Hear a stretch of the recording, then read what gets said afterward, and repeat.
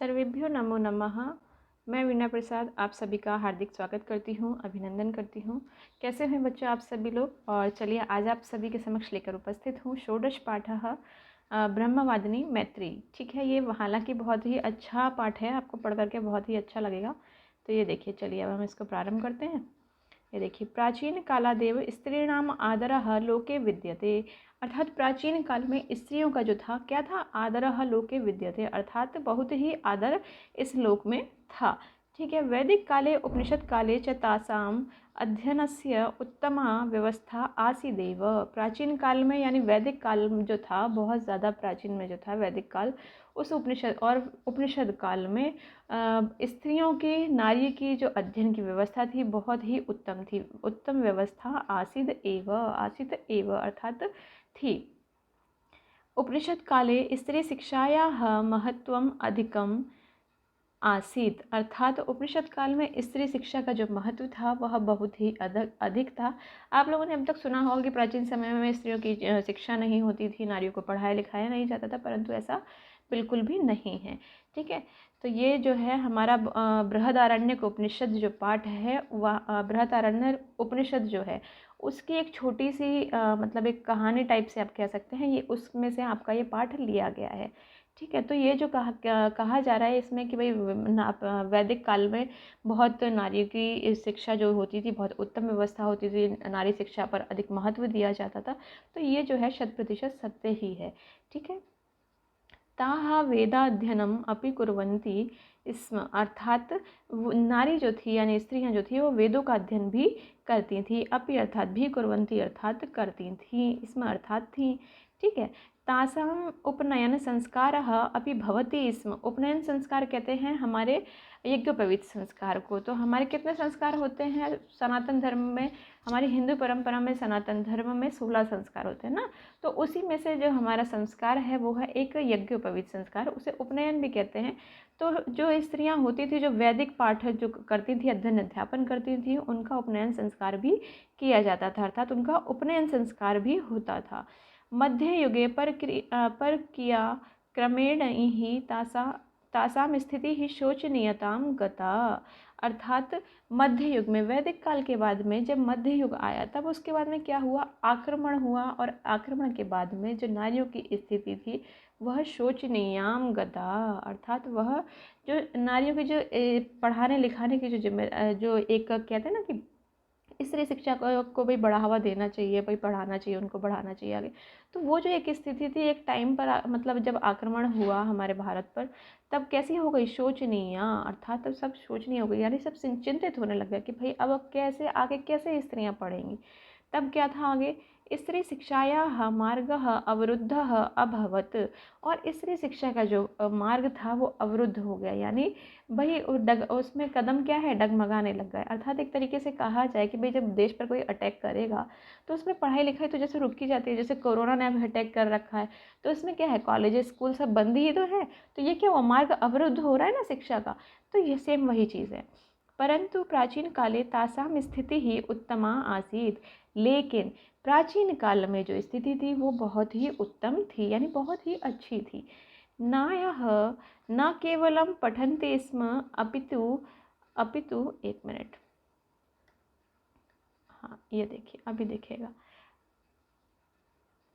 नार्यः न केवलं पठन्ति स्म अपितु पाठयन्ति स्म, और नारी जो थी वो केवल स्वयं पढ़ती नहीं थी, वो स्वयं पढ़ती थी और पढ़ाती भी थी। पठन्ति अर्थात पढ़ती थी और पाठयन्ति अर्थात पढ़ाती थी। ठीक है, मैत्री न केवलं शिक्षिता तपस्विनी स्त्री अपितु प्रसिद्धा अध्यापिका ब्रह्मवादिनी च आसीत्, और मैत्री जो थी, याज्ञवल्क्य एक ऋषि हुए हैं, याज्ञवल्क्य जी की 2 पत्नियां हुई, और उन 2 पत्नियों में जो पहली पत्नी थी वो थी कात्यायनी और दूसरी थी मैत्री।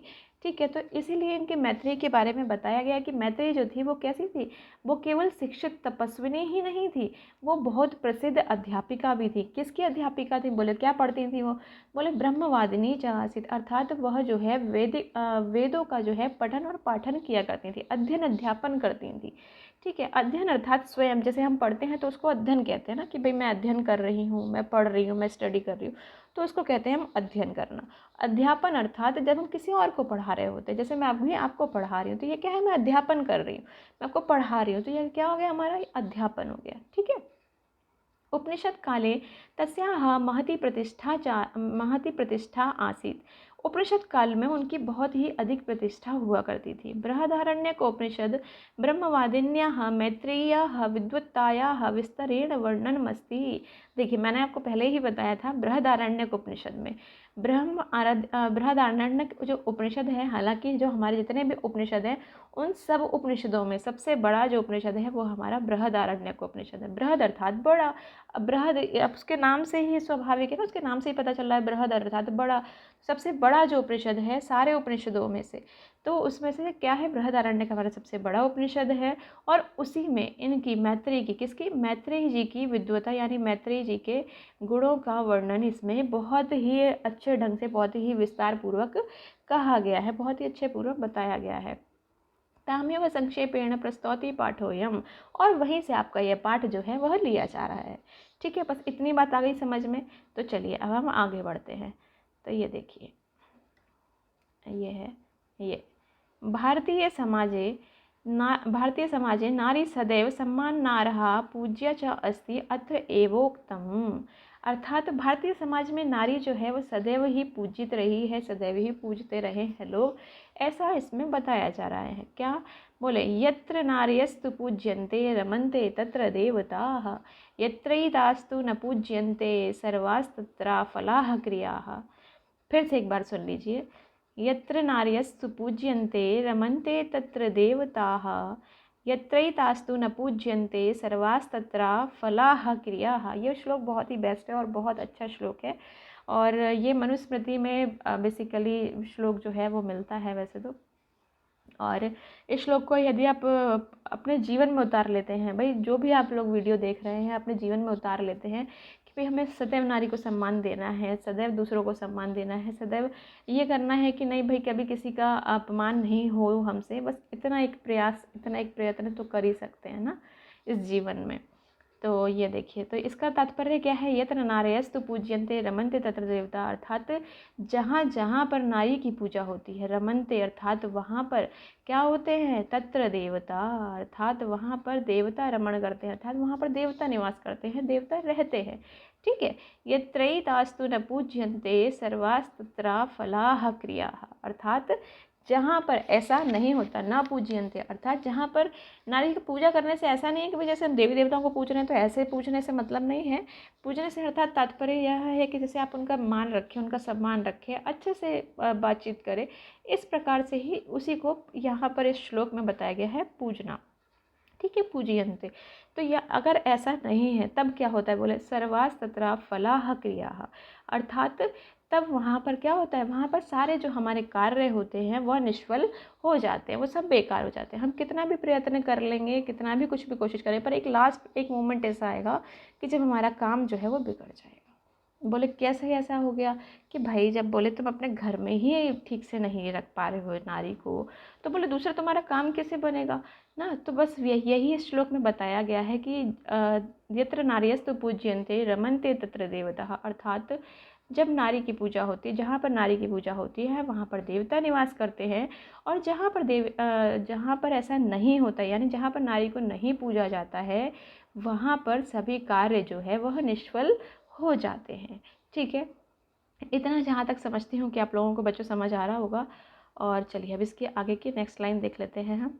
यत्र नारीणाम आदरः भवति तत्र देवताः स्वयं निवसन्ति परम यत्र ताः अपमानिताः भवन्ति तत्र सर्वाणि कार्याणि विफलानि भवन्ति। हाँ देखिए, जैसे मैं बता रही थी वही इसका अर्थ भी लिखा हुआ है इसमें। मतलब जहाँ पर नारी का आदर होता है वहाँ पर देवता निवास करते हैं, वहाँ पर देवता स्वयं निवास करते हैं। तत्र देवताः स्वयं निवसन्ति, अर्थात वहाँ पर देवता स्वयं निवास करते हैं। परम यत्र ताः अपमानिताः भवन्ति, अर्थात जहाँ पर अपमान करते हैं, जहाँ पर उनका अपमान होता है, तत्र सर्वाणि कार्याणि विफलानि भवन्ति, अर्थात वहाँ पर क्या होता है, वहाँ पर सर्वाणि अर्थात सभी कार्याणि अर्थात कार्य, विफलानि अर्थात विफल यानी असफल, भवन्ति अर्थात हो जाते हैं। सिंपल हो गया एकदम ना। तो बहुत अच्छे से आपको समझ में आ रहा होगा जहाँ तक समझती हूँ। और बहुत ज़्यादा पढ़ते पढ़ते बोरियत ना हो जाए, इसलिए छोटी छोटी ही वीडियो बनाऊँगी मैं। और आज बस इतना ही, फिर इसके आगे हम नेक्स्ट वीडियो में पढ़ेंगे। नमो नमः।